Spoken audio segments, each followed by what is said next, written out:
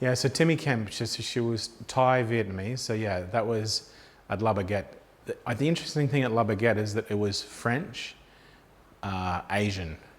It wasn't fusion, but it had a really good mix of Asian, sort of Southeast Asian, Vietnamese, Thai influences.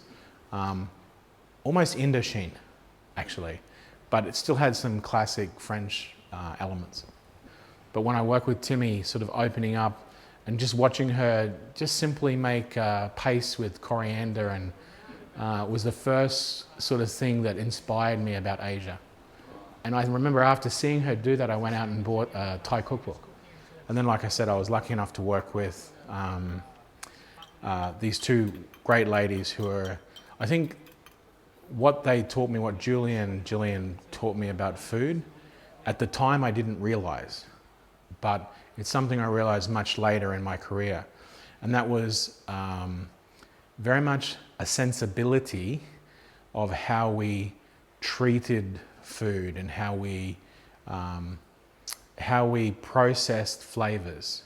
Because at the end of the day, when you're cooking and if you're a good cook and you understand the product and you have good technique, you can continue to develop your skills of matching food and flavors, right?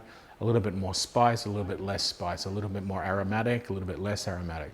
So what they taught me specifically was, and something which is in my mind, one day I was filleting a piece of salmon, and basically I was being a typical male chef, you know, knife, cutting, flipping over the salmon.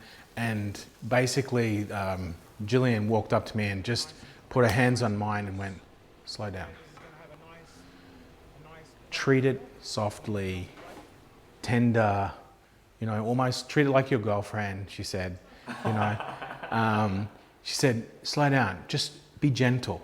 Feel the salmon, feel the bones, and it made you think, right? Well, okay, I better chillax a little bit, and it gave me an opportunity to stand back and and then I started to watch the way she treated and she trained people in the kitchen. It was always like, okay, try this. So you first try the herb.